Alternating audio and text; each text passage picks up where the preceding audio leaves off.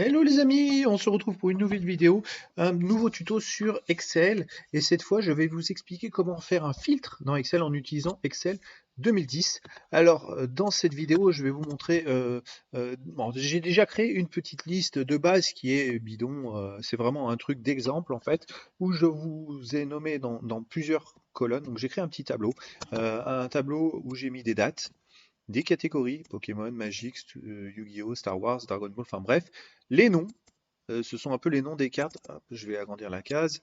Les numéros qui sont les numéros des cartes, on va dire, on va appeler ça numéro. La valeur qui est la valeur en euros de la carte et l'état de la carte. Voilà, donc on a ce petit tableau et je vais vous montrer comment on peut faire un filtre et à quoi ça sert un filtre.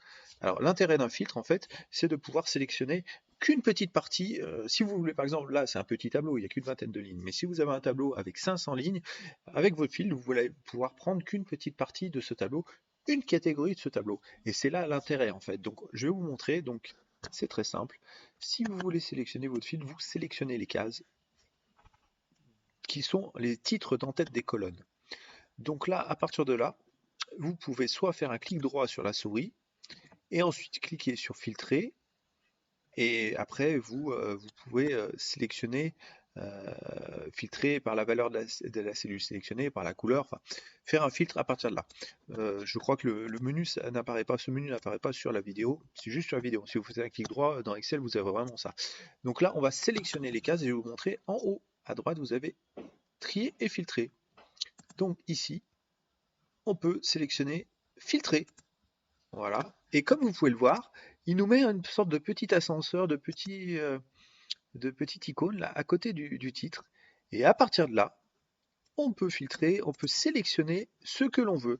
Donc on va aller par exemple dans la catégorie. Dans les catégories, je vais prendre que tout ce qui est, je sais pas, Pokémon. Allez, hop, et je sélectionne. Et il va me laisser l'affichage que des Pokémon. C'est ça qui est sympa.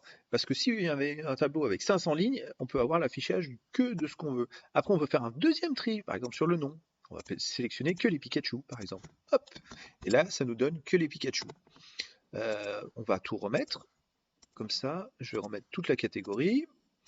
Et puis, on peut sélectionner, par exemple, l'état. Alors, l'état, on va prendre tout ce qui est en, moyen, en mauvais état. Non, on va dire moyen, je ne sais pas si. Hop. Et là, ça va nous mettre toutes les cartes. Donc, toutes les cartes, toutes les lignes concernées par cette étape, peu importe les catégories. Et maintenant, je vais aussi vous montrer une formule. Alors, on va faire une formule parce que par exemple, là, on a un tableau avec des valeurs complètement différentes. Donc ici, on peut sélectionner, ah bah, comme pour les autres, on peut faire un filtre.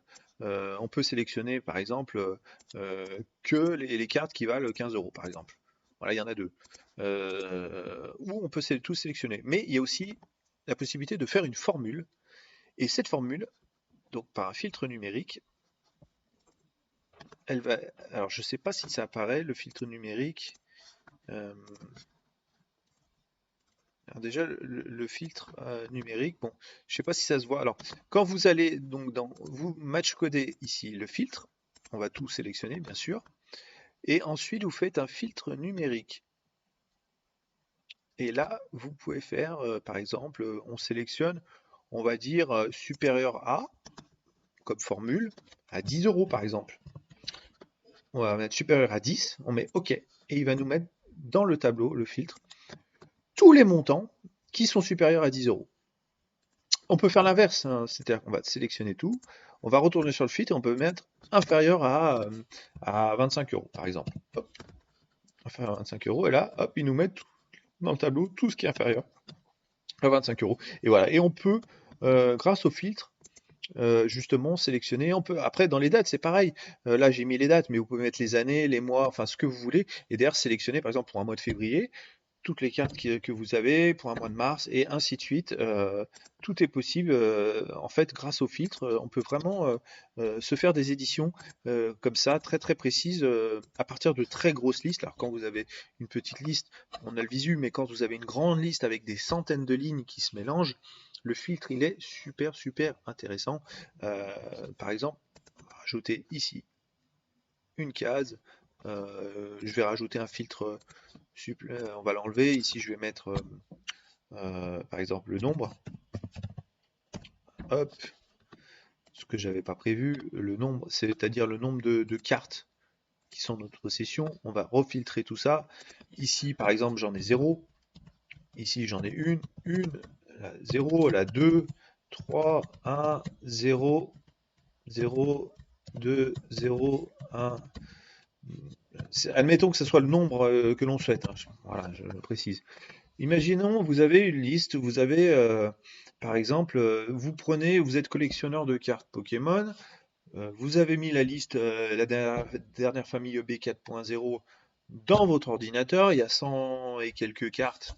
Voilà, vous avez noté l'exemplaire de votre carte, 1, vous en avez une de ça, 1, 0, voilà. Et vous voulez savoir les cartes qui vous manquent. Bah, c'est très simple.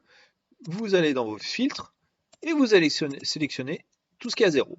Et là, il va vous donner la liste des cartes qui vous manquent. Et c'est ça qui est génial, parce que derrière, bah, vous pouvez très bien l'imprimer et puis faire des recherches si vous voulez récupérer ces cartes qui vous manquent, si vous voulez les échanger. Enfin bref, ça c'est top, c'est top. Vous pouvez aussi, dans ce nombre-là, vous sélectionnez tout, vous faites un filtre numérique et vous pouvez mettre supérieur à 1, par exemple. Donc ça va vous donner toutes les cartes que vous avez en plusieurs exemplaires, en double. Donc par exemple, le Dragon Ball Son Goku, vous l'avez 2 fois, donc vous avez une fois pour votre collection et une fois que vous pouvez échanger. Et voilà, donc ça peut être sympa aussi, intéressant. Voilà. Donc je voulais vous montrer un petit peu, vous expliquer les filtres et comment ça marchait. Après, si vous avez des questions, n'hésitez pas à les mettre en commentaire. Moi, j'essaierai de vous répondre du mieux que je peux. Si ça peut aider, voilà, je vais peut-être expliquer ça trop rapidement. C'est vrai que j'ai plutôt l'habitude d'Excel et je vais très très vite, mais il y a des choses qui ne sont pas forcément évidentes pour tout le monde. Donc les amis, je voulais vous présenter ce qui est un filtre dans Excel et n'hésitez pas à vous abonner, je fais d'autres types de vidéos, voilà, et n'hésitez pas à poser des questions. Alors, les amis, je vous dis à très bientôt pour une nouvelle vidéo.